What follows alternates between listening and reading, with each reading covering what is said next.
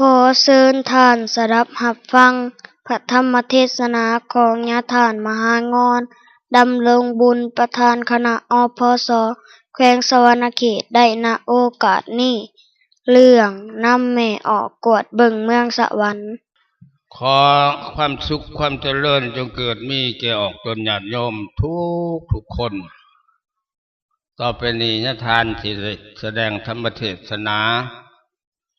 เพื่อสวดทรงองค์ศรัทธาเพิ่มสติปัญญาให้แก่พวกเฮา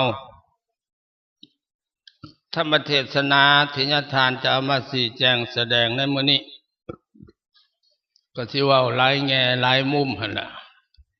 บางอย่างนี่พระอาจารย์ดำรงเพิ่นก็ได้บรรยายไปได้แล้วโดยเฉพาะในเรื่องศีลห้าเพิ่นก็มาเน้นหนักอยู่ในเรื่องศีลข้อที่3เดี๋ยวนี้โอ้ยคนละเมิดศีลข้อนี้กว้างไกลเท่าใดบ่อนล่อให้คนผิดศีลข้อนี้ก็เป้าขยายตัวบางปีกายปีก่อนนี่อาตมาเว้าลิ้นน้ำเจ้าแข็ง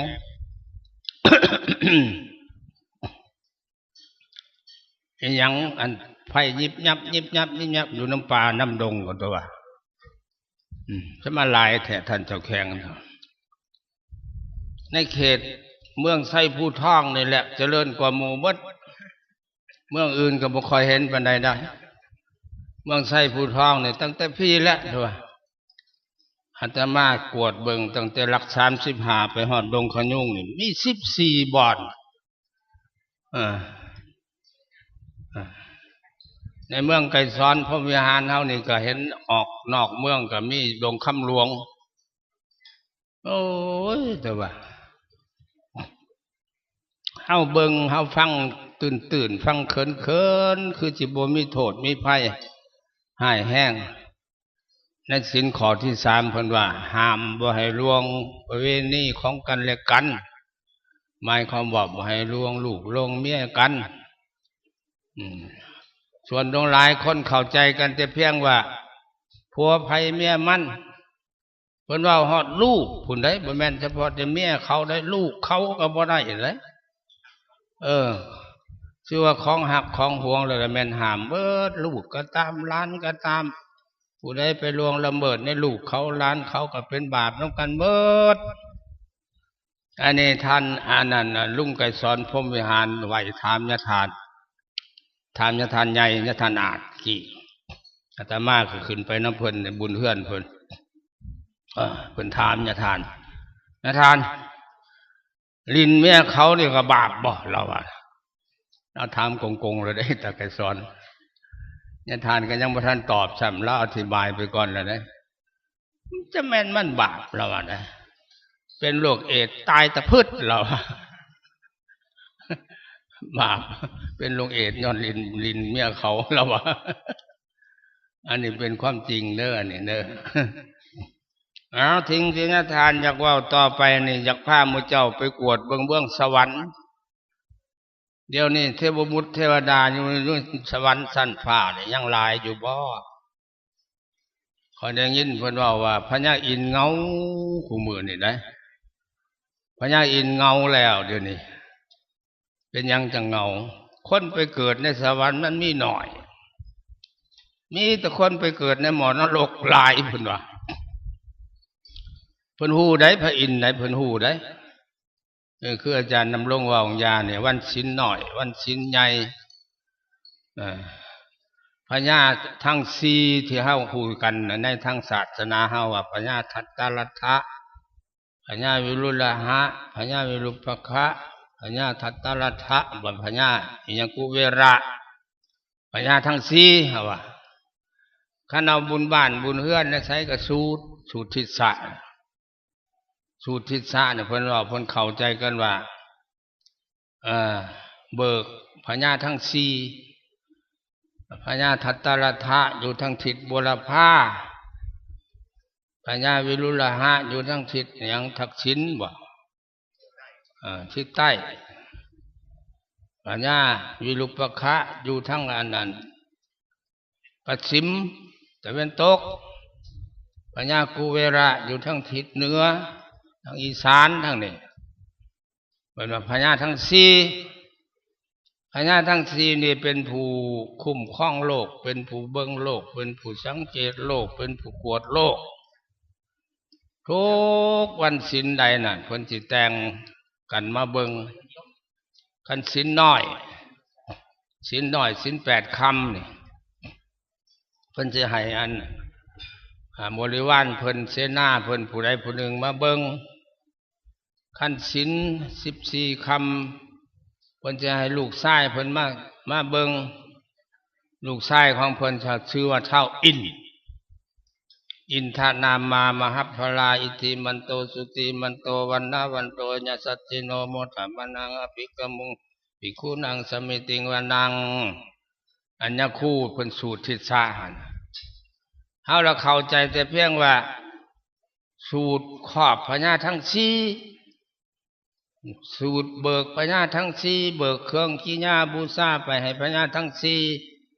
ให้เพิ่นได้บุญนำเฮาให้เพิ่นฮู้ว่าเฮาเฮ็ดบุญอันนี้ความเข้าใจของคนทั่วไปอยากเข้าใจกันแนวนั้นความจริงมันแล้วน่ะสูตรเพื่อเตือนคนเด้อเตือนให้เฮานี่ได้พญาทัตตรัฐะอยู่ทิศบุรพาพญาวิรุฬหะอยู่อาคันเนพญาวิรุปคะอยู่ทิศปัสสิมพญากูเวระอยู่ทิศยังแหละทิศเหนือพญาทั้งสี่นี่เพิ่นมีหน้าที่สำรวจกวดกาเบิ่งมนุษย์มานาในโลกมือศีล14 คำเพิ่นสิให้ลูกชายเพิ่นมากวดเพิ่นกวดในกวดหาคนดีเดี๋ยวนี้น่ะอยู่ในมนุษย์โลกในวันศีลวันพระนี่เขายังเฮ็ดบุญอยู่บ่มากวดนั่นได้เขาลงวัดลงว่าอยู่บ่ตักบาตรญาติน้ำอยู่บ่ไปฟังเทศน์ฟังธรรมอยู่บ่ไปจำศีล8อยู่บ่เพิ่นมากวด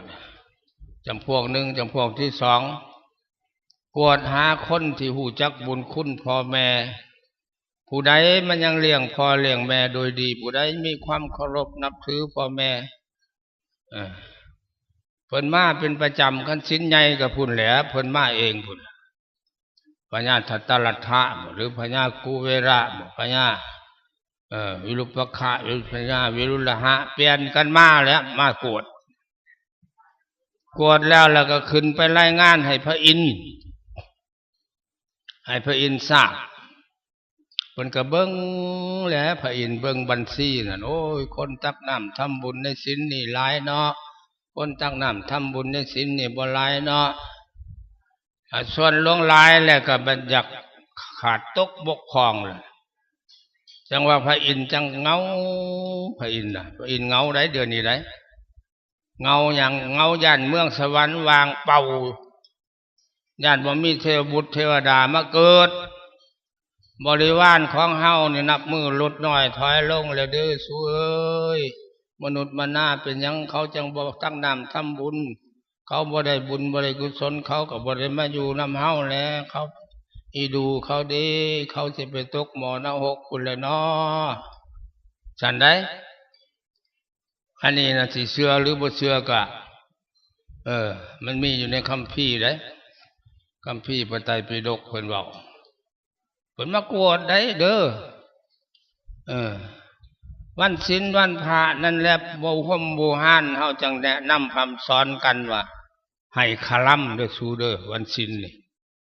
ระวังพญาทัตตรัฐะมานี่เห็นเล่นไพ่ป๊อกๆอยู่แล้วมึงโลดบักนั่น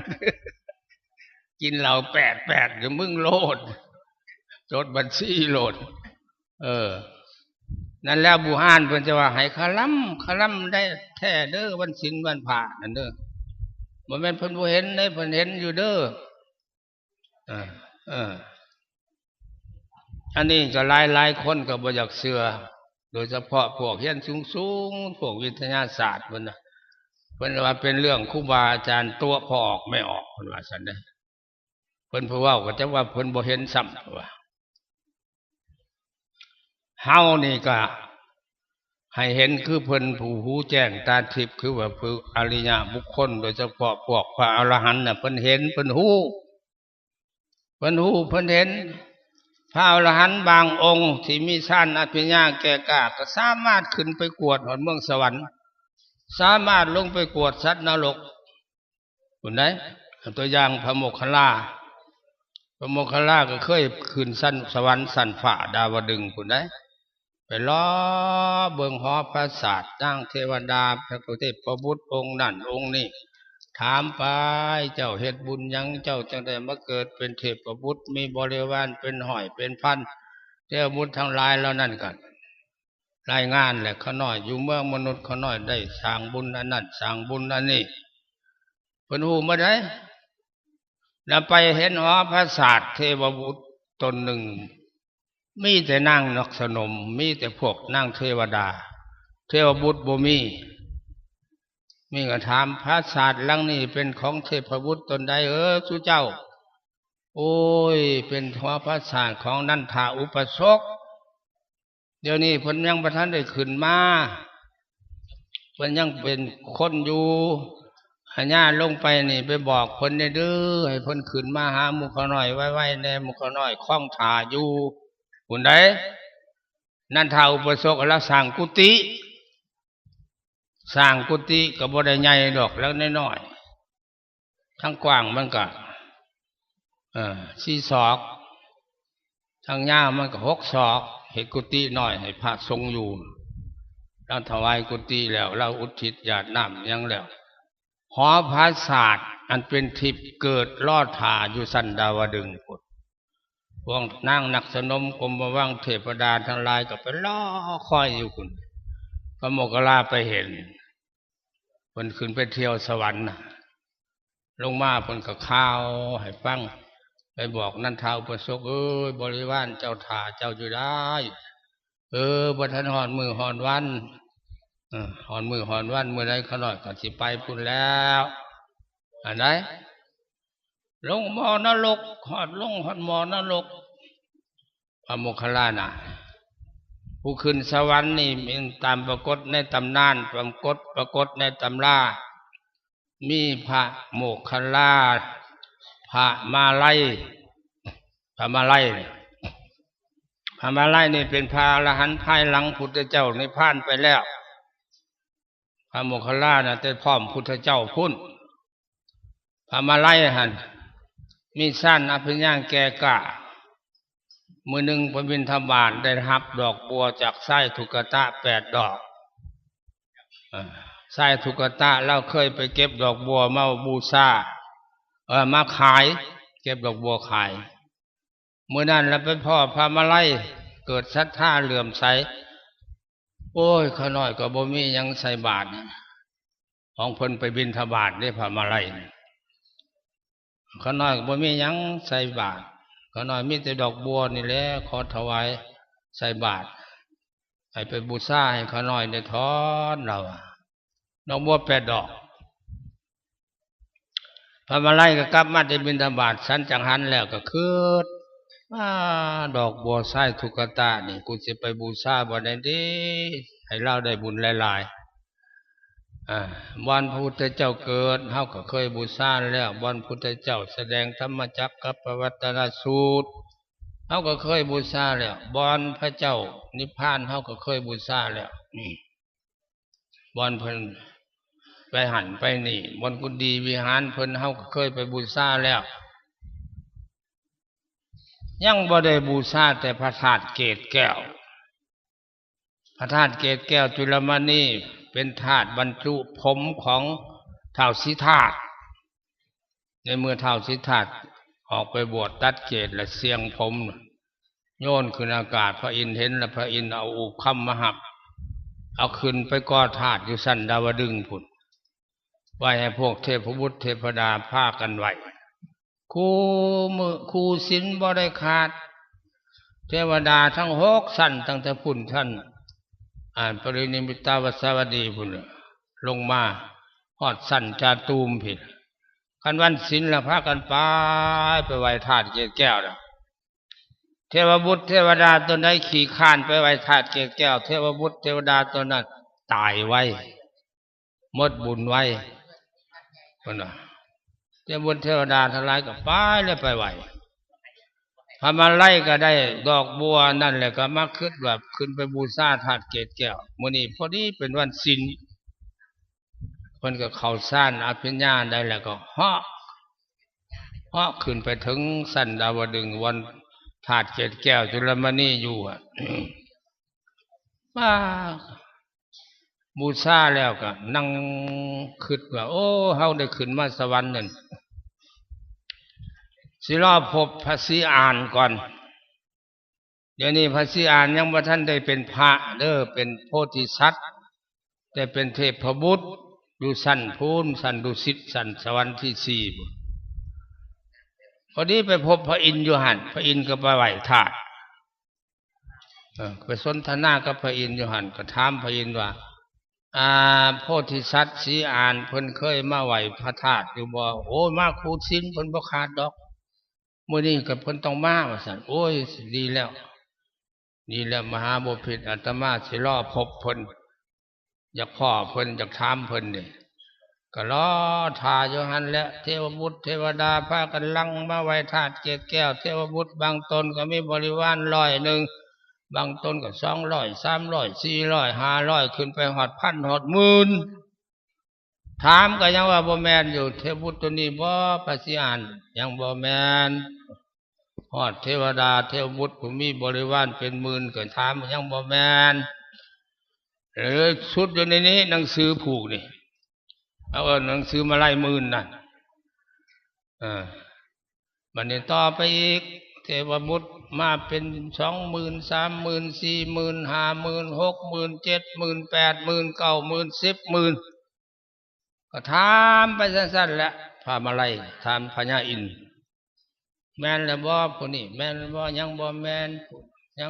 นจนฮอดเทวบุตรผู้มีบริวารเป็นแสนแม่นพระศรีอานเทพบุตรมีบริวารเป็นแสนปลายพุ่นแหละเนาะแสนโกฏได้บ่แม่นแสนอันนี้ได้แสนโกฏบ่ได้มาไว้หั่นเพิ่นถามมาไล่แม่นบ่พระศรีอานนี่แม่นแล้วผู้นี้แล้วเพิ่นก็ได้โอกาสก็ไปสนทนากันเทพบุตรศรีอานเห็นพระมาลัยขึ้นมานั่นก็ดีมกดีใจของอยู่ในสวรรค์ชั้นฟ้ามันบ่เคยเห็นพระสงฆ์องค์เจ้าเห็นแล้วก็เข้าไปไหว้แล้วถามข่าวอัญญคู่มาแต่ไสเด้มาแต่มนุษย์มงคลชมพูทวีปเมืองคนพุ่นแล้วโอ้ดีแล้วก็หน่อยได้นบได้ไหวพระผู้เป็นเจ้าผู้มีศีลมีธรรมอาตมาก็ดีใจได้พบพระโพธิสัตว์เจ้ากสนทนาปราศัยกันไปถามข่าวมนุษย์มันน่าเป็นอะไรคนในมนุษย์โลกเขานี่เขายังตักน้ำทำบุญอยู่บ่เขายังไหวพระหับศีลอยู่บ่ก็มีเป็นธรรมดาก็บ่ร้องบ่หลายแลบางบ้านก็หลายบางบ้านก็บ่หลายเว้ากันไปสนทนากันไปก็เลยพระมาลัยก็ถามเรื่องเพิ่นสิลงมาเกิดเป็นพระพุทธเจ้าเดี๋ยวนี้มนุษย์ทั้งหลายไผก็ปรารถนาอยากพบศาสนาของเจ้าได้เพิ่นยังเป็นพอออกอยู่ได้พระโพธิสัตว์อย่าคู่ก็ว่าเจ้าว่าคอยอยู่แล้วแล้วเฮิงปานใดเจ้าจึงสิลงไปตัดสรู้เป็นพระศรีอริยเมตไตรโอ้ยังเฮิงได้ค่ะยังเฮิงเติบเด้อเฮิงปานใดอันเติบนั่นเพิ่นก็เล่าให้ฟังเมื่อหมดศาสนาพระโคดมเจ้าไปแล้วคนทั้งหลายในมนุษย์โลกนี่เขาจะเหินห่างจากศีลจากธรรมนับมือกว้างนับมือขวางคนบ่จักบาปจักบุญบ่จักคุณจักโทษหยังกันแล้วมีแต่รักแต่ส่อแต่กันปุ่นแต่วี่กันขี้รักมักซกขี้ตัวขี้ลายสารพัดฆ่าสัตว์ตัดชีวิตโดยบ่ขยะบ่ขะแยงบ่เก่งบ่กลัวต่อบาปต่อกรรม แม้แต่ขาคนก็เฉยๆพอไปแล้วอายุคนมันก็สั้นลงเด้อ80 ปีเป็นอายุไขก็สิถอยลงมา70 ปี60 ปี50 ปี40 ปี30 ปี20 ปีลงมาแหละจนมาฮอดระหว่างคนอายุไข10 ปีเป็นผู้เฒ่า10 ปีเป็นผู้เฒ่าอายุ5 ปี6 ปีเอาเป็นผัวเป็นเมียก็เอากันเป็นผัวเป็นเมียอะไรเชื่อบ่ไม่ออกฮะเชื่อบ่มุจาว่าสิเป็นบ่นั่นน่ะฮะคอยว่าเป็นแท้ๆเดี๋ยวนี้มันก็เป็นแล้วได้เดี๋ยวนี้เด็กน้อยอายุ11 ปีได้ลูกก็มีแล้วได้เดี๋ยวนี้เอ้าอยู่ในเมืองไทยเขาออกข่าวอยู่เด้หลายคนแหละอายุ11 12 ปีได้ลูกเห็นบ่ตะกี้เฮามันสิมีคิดหูเมื่ออีหยัง11 12 ปีนั่น14 15 ปีก็ยังค้านควายไล่กันอยู่นำตรงหน้ามันสิหูเมื่ออีหยังเรื่องอันนั้นเดี๋ยวนี้มันหูเมื่อเลยสิริแสลกขึ้นมาแล้วเฮ็ดเพศแหวนแล้วได้เห็นบ่มันเป็นคือความเพิ่นเว้าเด้คนอายุสั้นลงนอกจากอายุสั้นแล้วก็ยังใจโหดสามานฆ่าฟันลั่นแทงกันแล้วไปทางใดถือสัตตาอาวุธพร้อมทุกคนมีผ้ามีไม้มีมีดมีหอกมีแหลมมีลาวแล้วเตรียมตัวป้องกันตัวน่ะพ่อกันแล้วก็ตีกันฆ่ากันจนว่าเป็นเหตุให้โลกมืด7 มื้อ 7 คืนเพิ่นว่าเพิ่นเล่าให้อันทำอะไรฟังได้บัดนี้ยังมีคนอีกจำนวนหนึ่งที่ยังมีศีลมีธรรมรู้จักละอายต่อบาปต่อกรรมก็ยังมีอยู่มีจำนวนน้อยๆนั่นแหละคนซุมนั้นแหละเห็นเขาฆ่ากันหลายนั่นน่ะโอ้ยบ่ได้แล้วแต่เฮาบ่หนีบ่ได้แล้วคันอยู่นี่เขาก็สิฆ่าพากันปบหนีไปลี้ไปซ่อนอยู่น้ำป่าน้ำดงน้ำพงน้ำไผ่โลกมืดฮอด7 มื้อ 7 คืนแจ้งสว่างขึ้นมาแล้วพากันออกมาซุมนั้นออกมาแต่ป่าแต่ดงแต่พงแต่ไผ่มาเลยเห็นเพิ่นตายกันกองอยู่น้ำกลางบ้านกลางเมืองโอ้ยสมเพชเวทนาเด้หมู่เอ้ยจะมาฆ่ากันเถเด้จะมาแกล้งกันเถเด้ไปดูกูหน้ากันเถเนาะถ้าเฮานี่ยังมีความไปดูกูหน้ากันยังมีความหักความแพงกันถ้าเฮาก็บ่ตายเนาะเฮ้ยเนาะพอเฮาตั้งอยู่ในศีลในธรรมเฮาก็บ่ตายผู้บ่ตั้งอยู่ในศีลในธรรมก็พากันตายมาแล้วหมู่เอ้ยแต่นี่ต่อไปถ้าเฮาให้พากันตั้งต่อศีลตั้งต่อธรรมเด้อคนก็รู้สึกตื่นตัวก็พากันตั้งต่อศีลตั้งต่อธรรมแล้วบัดนี้ศีล5นี่โดยเฉพาะศีล5รักษามาอายุคนก็ยืนขึ้นอีกบัดนี้ยืนขึ้นจากอายุ10 ปีเป็นผู้เฒ่าก็เลื่อนขึ้นไป20 ปี30 ปี40 ปี50 ปี60 ปีฮอดหมื่นฮอดพันฮอดแสนฮอดล้านเป็นอสงไขยผู้ใดเพิ่นว่าอันใดคันว่าคนหลายขึ้นไปนั้นว่าเกิดความประมาทอีกได้หั่นนี่เด้เกิดความประมาทในศีลธรรมโอ้ยมันคนหลายก็เดียวก็ดออยู่กันจังได๋อันนี้เต็มโลกแล้วนี่ถ้าเกิดมาละเมิดศีลธรรมอีกแล้วอายุก็ถอยลงมาอีกจากอสงไขยปีย้อนลงมาฮอดระหว่าง 80,000 ปี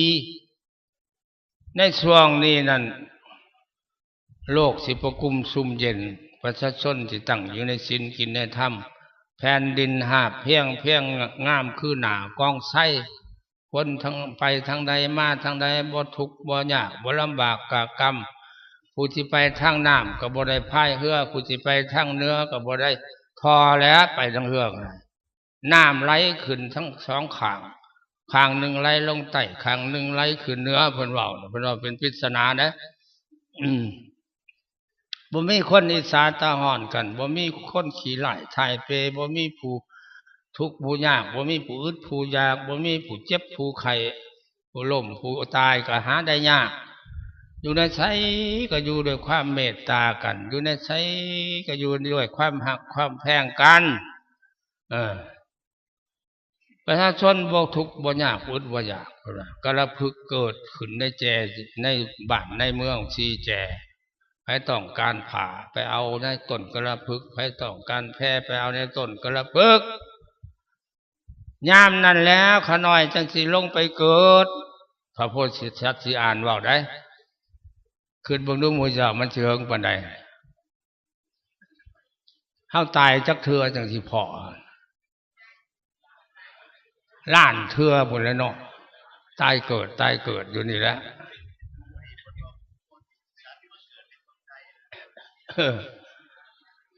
อันเดี๋ยวนี้หัน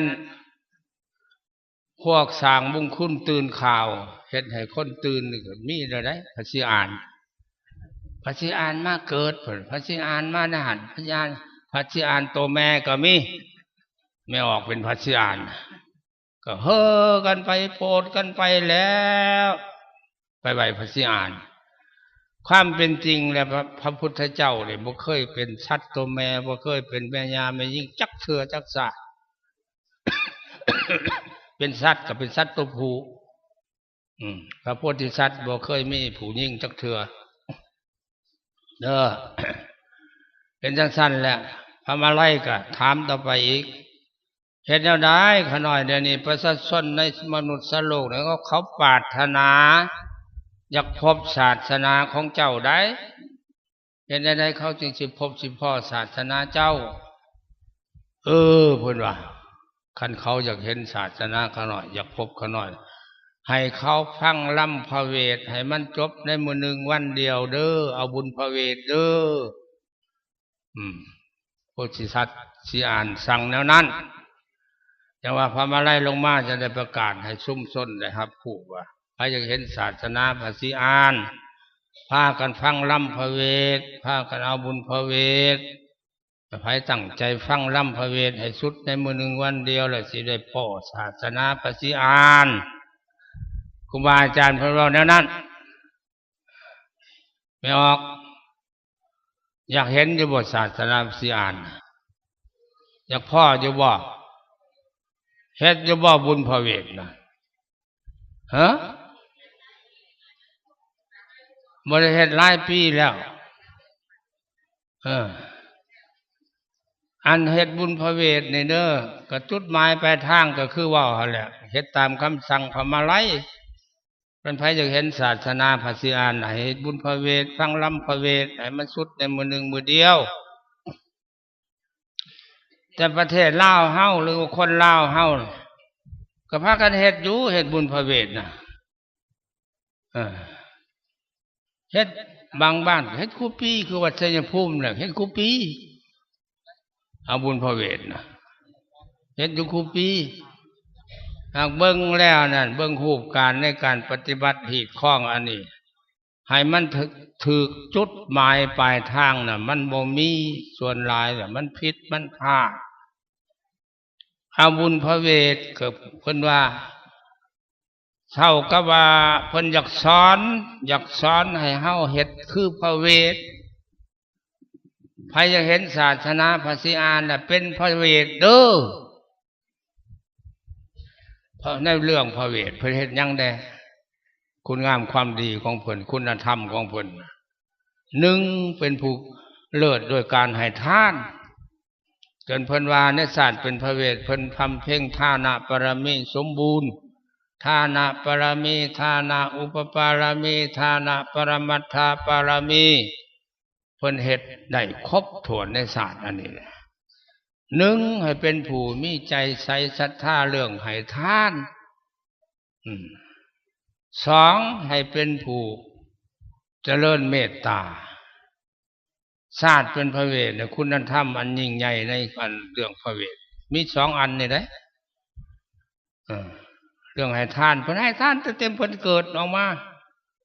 ก็แนะนำอันพื้นล่ำทำสูตรเพิ่นบอกว่าพ่อม่มท้องแม่ปอกออกมาขอเงินแม่แล้วได้ปากได้ตั้งแต่มือเกิดนี่เด้อพระโพธิสัตว์มีไผในเว้ยดำรงเฮาลืมได้หนึ่งมโหสถเนาะสองกับพระเวทสามสิทธัตถะราชกุมารข้าวเพิ่นเกิดเป็นมโหสถก็เว้าได้โลด มโหสถนี่คือกำแทงยาน้อยๆห่างไม้น้อยๆออกมาจากท้องแม่แม่นี่ยาแม่ยาห่างไม้ขอหล่อท่อนนี่ข้าขอมือนี่ยามโหสถ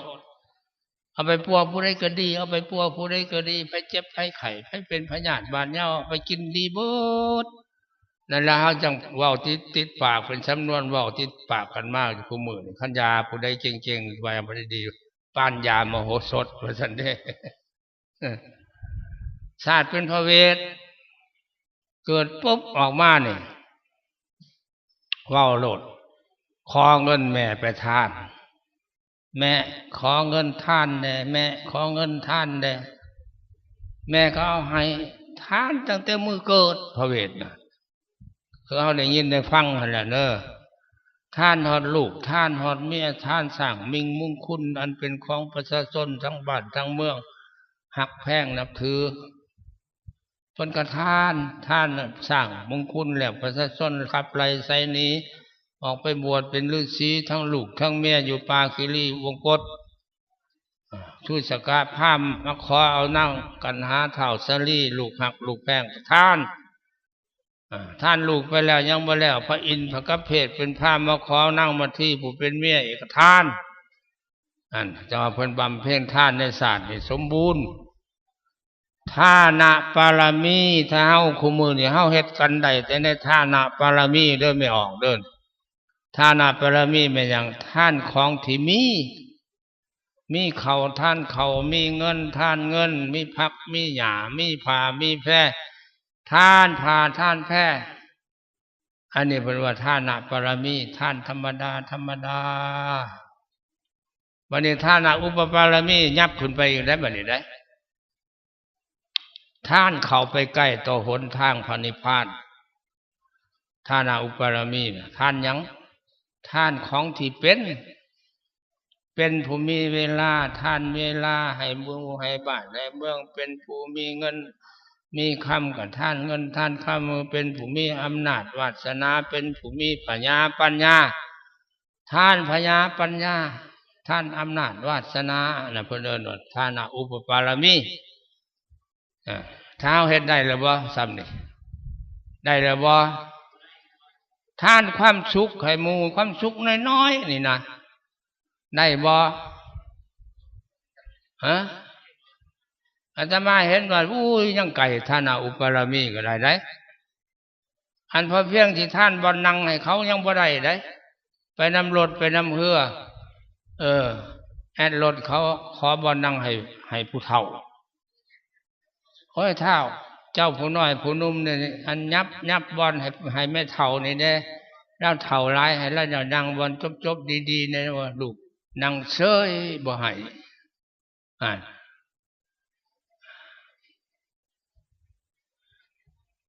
ไปมวนไปซืนไปเล่นไปหัวไปเบิ่งหมอลำเรื่องไปเบิ่งซีนีมากลางแจ้งผู้อยู่ทางหน้าล่ะได้เห็นถนัดได้ฟังถนัดผู้อยู่ทางหลังล่ะอยู่ไกลบ่เห็นก็ห้องใส่กันแหละนั่งลงเด้อผู้อยู่ทางหน้านั่นนะนั่งลงเด้อทางหลังบ่เห็น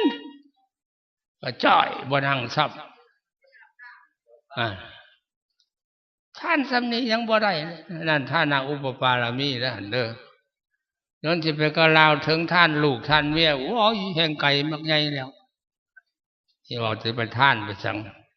เห็นเขาย่างไก่หัวเฮือนดูก็ยังศูนย์ทึดๆแหละ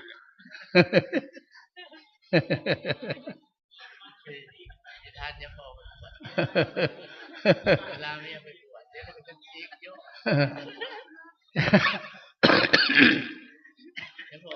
เราว่าพระเวทเนี่ยเพื่อเฮ็ดท่านเนี่ยได้หมดท่านลูกหักเมียแพงผลก็ท่านได้จะเฮาบ่ได้แล้วเนาะเอาไม่ออกได้บ่ท่านผัวเจ้าท่านมาบวชท่านให้ญาติท่านเอาไปบวชบ่ได้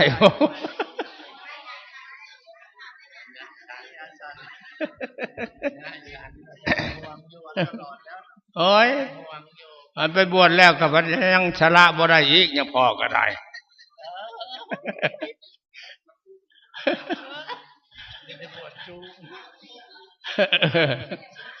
ไปบวชแล้วก็ยังห่วงอยู่ยังพอก็ได้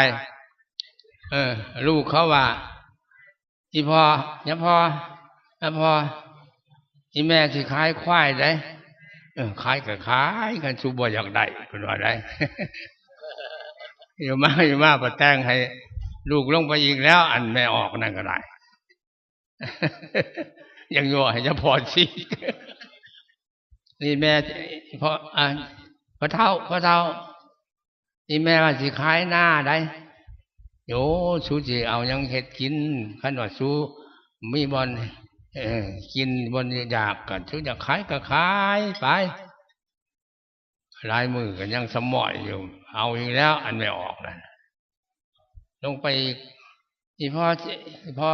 เท่าอีแม่ว่าสิขายเฮือนได้สู้อยากขายก็ขายบ่แม่นเฮือนกูว่าได้สู้บ่ยังอยู่ก็แล้วแต่หัวสู้แล้วพุ่นไปบ่ลงไปบ้านนี่พระเท่านี่แม่ว่าสิเอาผัวใหม่ได้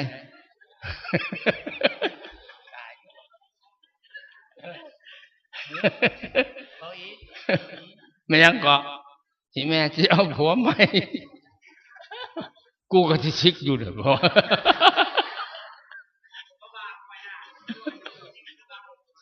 จักแล้วบาปแล้วจนวันห้างแล้ววันเป็นห้างอันนั้นน่ะเราได้ยังให้เห็นเรื่องท่านาอุปปารมีนี่เด้อท่านาปรมัตถปรมีชาติพระเวทนั่นพุทธท่านได้เบิดนี่เนื้อในจิตใจของพระเวทเด้อเนื้อในจิตใจอันหนึ่งแม่นกล้าให้ท่านในอันนั้นกันเท่าใดเนาะกันที่มาพานบ่เพิ่นบอกแม่นมีผู้มาขอตาเฮาก็สิควักตาให้ท่านแม่นสิมีผู้มาขอมาหัวใจเฮาก็สิควักมาหัวใจให้ท่านผู้ใดพระเวทนั่นอันนี้อันหนึ่งอันที่เฮาควรถอดถอนเอาเป็นคุณธรรมประจำใจเฮาอันที่สองเรื่องเมตตาฮักแพงประชาชนฮักเป็นฮักประชาชนนะบ่ผูกอาฆาตมาดหายกับผู้ใดเป็นเขาไล่นี้เพิ่นก็หนีไปแล้วเขายังให้คืนมาเขาไปเชิญแล้วก็คืนมาเขามาเมืองเพิ่นซิกจากเพศพระเวทนั่นเป็นเพิ่นไปบวชเป็นฤาษีดาบทอยู่เขาคีรีวงกฏเขาไปเชิญก็เขามาสิกหาลาเพศเขามาพ่อก็มอบอำนาจหน้าที่เป็นเจ้าชีวิตแทนเพิ่นขึ้นครองบ้านครองเมืองนะเพิ่นสั่งปล่อยเบิดนกหนูปูปีกถึกจับถึกขังแมนเต็บกุ้งหอยปูปลาให้ปล่อยเขาเด้อชูเจ้าเด้อให้ปล่อยเขาเด้อเพิ่นว่ากับถึกหนูยังเพิ่นว่าปูอยู่ของยังให้ปล่อยให้มันเมิดคนโทษคนถึกโทษถึกปล่อยอยู่ในคุกอยู่ในคอกยังก็ให้ปล่อยเขาให้มันเมิดความเมตตาเห็นผู้อื่นก็คือเห็นตัวเองฮู้ได้ว่าเขาก็หักชีวิตเขาก็หักความสุขคือกันกับเฮาบ่ควรสิเบียดเบียนเขาเด้ออันนี้ธรรมของพญาเวทนะ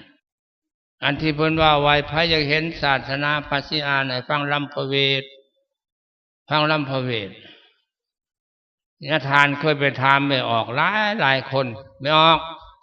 เคยฟังอยู่ว่าฟังลำพระเวทฟังอยู่กุปีเพิ่นว่า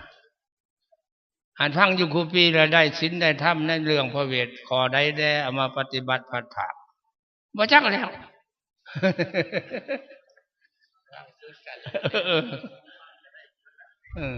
ฟังยังสั่นบ่จักฟังเอาบุญเลยหมดเท่านั้นแหละ เรื่องของพระเวทมันเป็นนั่นท่านจะเห็นศาสนาภาษีอ่านนะให้เป็นคนใจกว้างใจขวางมีการเสียสละให้กินให้ทานให้มีใจเมตตากรุณาเอื้อเพื่อแผ่นำลูกนำล้านนำบ้านนำเมืองบ่ผูกอาฆาตม่านให้ผู้ใดได้รับความลำบากกากรรมแล้วท่านใดมันจังสิเห็นศาสนาภาษีอ่านน่ะเด้อฟังแต่ชื่อของพระพุทธเจ้าองค์หนึ่งองค์นี้ว่าศรีอริยเมตไตรชื่อเพิ่นน่ะศรีอริยเมตไตรแต่ถ้าเฮาพากันเว้าสั้นๆว่าศรีอ่านยุคของพระศรีอานหรือยุคของศาสนาพระศรีอานเป็นยุคแห่งความศิวิไลหงเฮืองโดยความเมตตาเป็นว่าซั่นได้ย้อนคนมีความเมตตาบ้านเมืองจึงประคุมชุมเย็นหุงเฮืองเรืองเรืองความศิวิไลหุงเฮืองเรืองเรืองย้อนความเมตตาชื่อเพิ่นน่ะมีความหมายแนวนั้นแต่ว่าถ้าเฮาก็เฮ็ดแล้วก็ฟังกันเฮ็ดโดยบ่จักมุ่งหมายนอกจากบ่จดบ่จำเอาคติธรรมในเรื่องพระเวทนั่นแล้วเพราะยังเพิ่มความผิดความพลาดในการเฮ็ดบุญพระเวทนั้นนักหน่วงเข้าไปแล้วนะเห็นอะไรอันว่ามันเพิ่มความผิดความพลาดนักหน่วงเข้าไปข้าบุญพระเวทแล้วก็ขาควายเลยเว้ยเขาจักโตคือบ้านม่วงไข่ใหญ่ปีกายนี่ญาทานประเทศอยู่บ้านม่วงไข่ใหญ่เทศในงานบุญสมโภชพระว่าเรื่องการเฮ็ดบุญเฮ็ดทานเนี่ยว่าไปเลยญาทานก็ยกตัวอย่างว่าเฮ็ดบุญผิด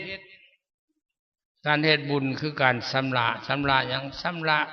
กิเลสในใจเฮาชำระความเห็นผิดเฮาชำระ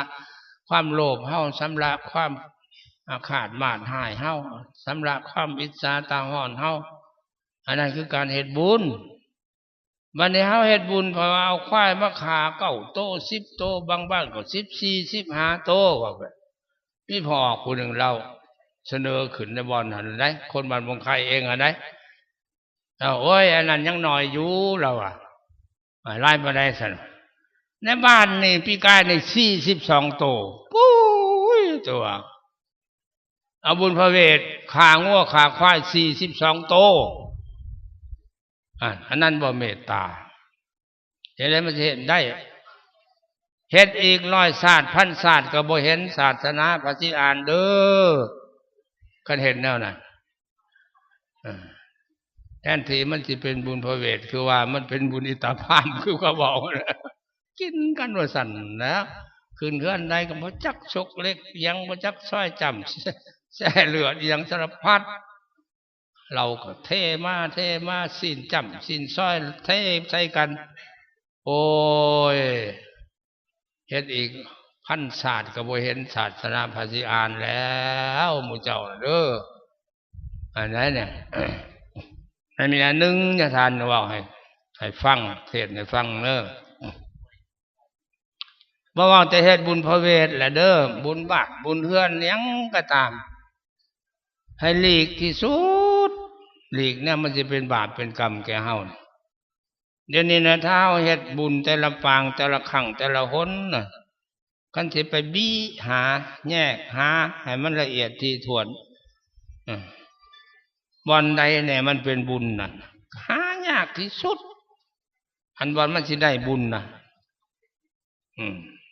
เฮ็ดบุญบ้านเฮ็ดบุญเฮือนก็เอางัวเอาควายมาฆ่าอาจจะมาไปเห็นหลายเฮือนแล้วโอ้ยขึ้นไปสู่มงคลเห็นเพิ่นผูกงัวของจ้องอย่างโอ้ยงัวตัวนี้สิตายเลยเนาะตัวแล้วคนก็เอาแบะมาผูกไว้สิไว้ขามื้อแลงวิสั่งเขาจะมาจะฆ่าเขาแท้เหรอบ่คือจักดีบอกก็แม่นเขาสิฆ่าโตเลยสิว่าเท่าใดเหรออยู่ในเมืองเนี่ยมันมีเงื่อนไขสะดวกบ้านนอกยังว่าเนี่ยเขาหาบ่อนมันปลอดภัยบ่ได้ในเมืองเฮานี่มันมีนะปลอดภัยตลาดไก่ที่เขาฆ่าแล้วก็มีปลาที่เขาฆ่าแล้วก็มีสิ้นที่เขาฆ่าแล้วก็มีเอาไปซื้อเอาของจังซั่นมาเฮ็ด จะไปขาเป็ดขาไก่ขาหมูขาแบะโอ้ยคันที่ว่าเขาในห้องแห่งท่านว่าท่านให้มันเป็นบุญน่ะเด้อท่านได้จังได้บุญถ้าว่าท่านก็อยากได้บุญท่านก็อยากได้บุญท่านแน่บ่ถือมันก็บ่ได้บุญเด้อท่านอะไรเพิ่นว่าให้เลือกได้ของที่เฮาจะไปให้ท่านก็ต้องเลือกแนวใดเลือกให้มันเป็นของประณีตเลือกให้มันเป็นของบริสุทธิ์ของประณีตก็บ่หมายความว่าของที่มีคุณค่าราคาสูงอย่างดอกมันกินได้คันแม่นอาหารก็ให้เพิ่นกินได้คันแม่นผ้าแม่นแพร่ก็ให้เพิ่นนุ่งได้ถือได้อันนั้นคือของประณีตบ่แม่นสิเป็นคือเขาเว้าได้ตัวกินบ่ได้จะเอาไปทานมันบ่แม่นได้อันนั้นได้แกงมะหอยเค็มพี่นางลูกสาวไปตั้งน้ำมาเพิ่นบ่ตำหูกอยู่ตลาดซิมมึงดูแกงมะหอยแม่แกงมะหอยไว้หั่นซิมมึงแน่ลูกสาวซิมแล้วโอ้ยเค็มแท้ๆอีแม่โอ้ยเอาลงไปวัดซะแกงเอาใหม่เฮา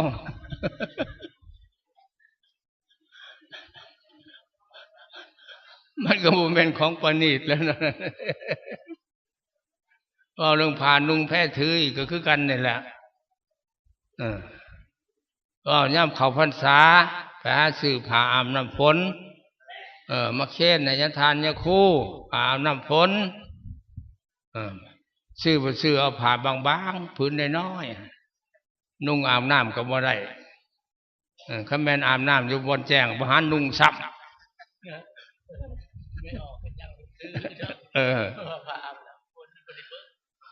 มันก็บ่แม่นของประณีตแล้วน่ะมันนี่ของบริสุทธิ์เด้ของนั่นไหนของที่ได้มาด้วยความบริสุทธิ์นั่นแหละคือบ่ลักของเขามาทานบ่สอบบ่โกงของเขามาทานบ่ขาตีบีโบยเขามาทานเดี๋ยวบ่ขาควายขาที่เป็นยังเฮ็ดบ้างให้มันสีบ้างก็แล้วแหละบางสัตว์มันมีเกือบคู่บ้านอะไรบ้างสัตว์อันนี้คุณว่าอุทิศบุญให้สัตว์นะบ้างเนี่ยก็จะใส่ลายกับของใครเลยใส่พันกีบโทษราคาควายมันจะจักตัวได้หมื่นก็แม่นเขาว่าเจ้าจังไปสวรรค์บอกจังไปสวรรค์ท่านขอสิขาเจ้าขาแล้วเจ้าตายแล้วขอเจ็ดบ้างให้เจ้าเดี๋ยวจักสี่บ้างที่ย้อมบ่ไม่ออก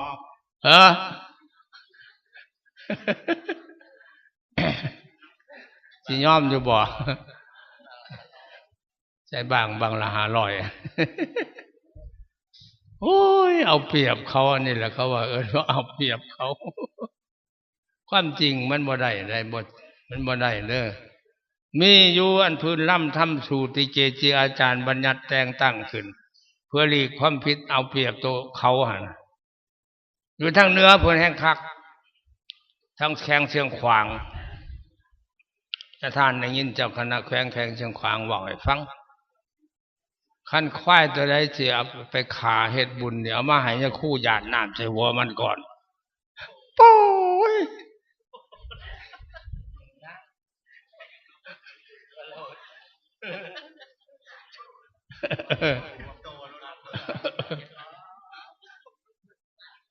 เนี่ยทานคำดีแล้วปีหนึ่งเขาน้อยไป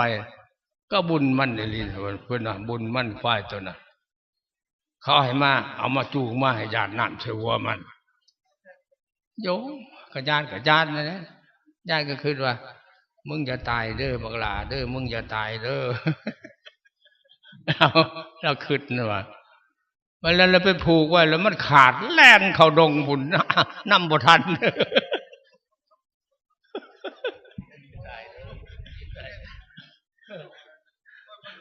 มันหูเลยมันอย่างนี้เฮ็ดไปจังซั่นแหละบ่รวมลงทั้งหมดแล้วมนุษย์มาหน้าเฮานี่แม่นเอาเปรียบผู้อื่นยึกโพดอันใดตัวอย่างอันใดตัวมากแล้วถือว่าบ่บาปก็ไทยเอา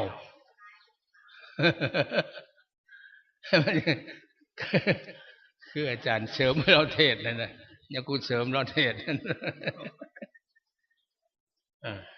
ของยาคู่ก็สอนเขาแน่นอนนะว่ายาคู่ก็เห็นผิดสอนเขาผิดเขาก็เว้าน้ำนะมันสิบาปอีสั่งฆ่าควายมันสิบาปอีสั่งยาคู่ก็ยังกินนะเด็กยันบาปก็จะเอาหัวมันมาใครยาคู่อนิจจาก็แล้ว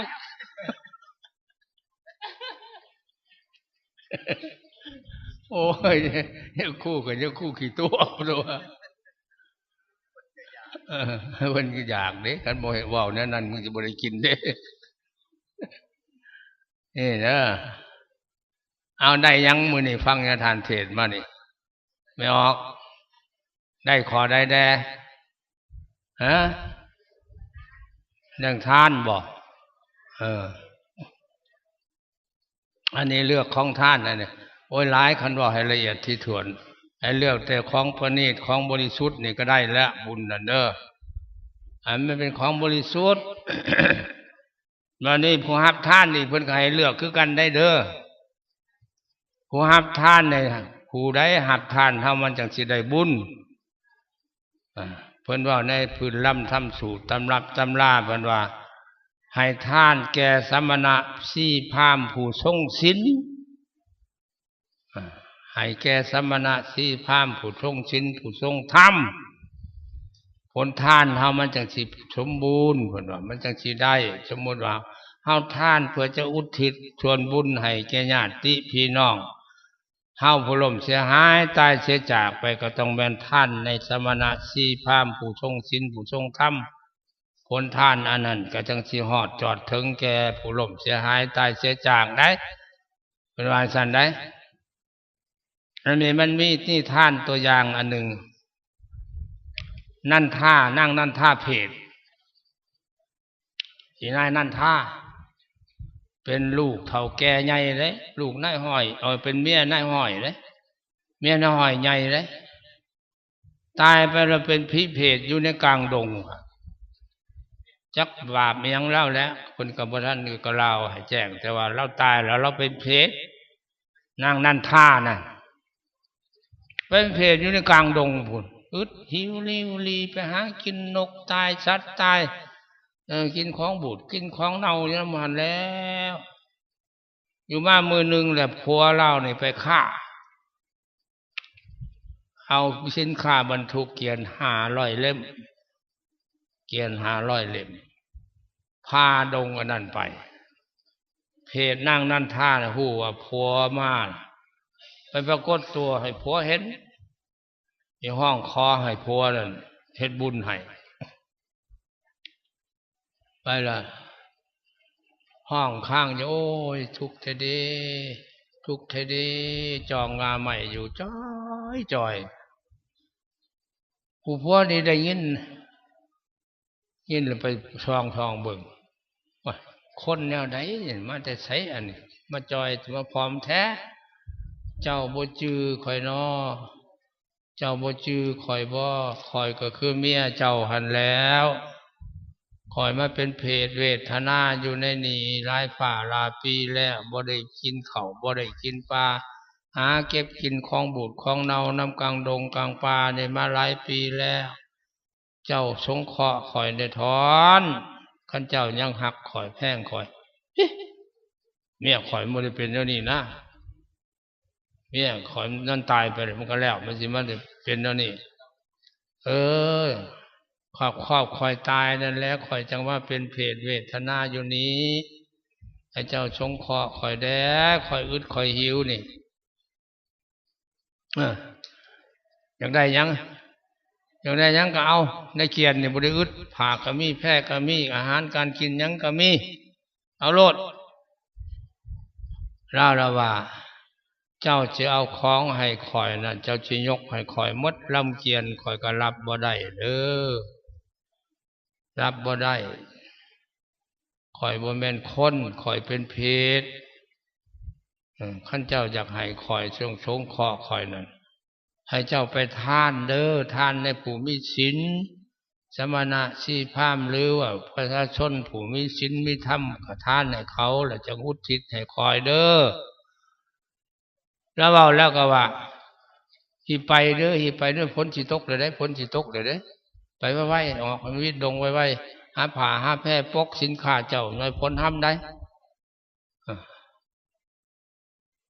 ก็บ่อยากเชื่อบ่ได้ผู้ผัวนี่เลยสงกาสงเกิกอยู่ในใจก็พาออกจากดงเพราะวิดงก็พ้นหาใหญ่แท่งมาลีได้ฝนตกโอ้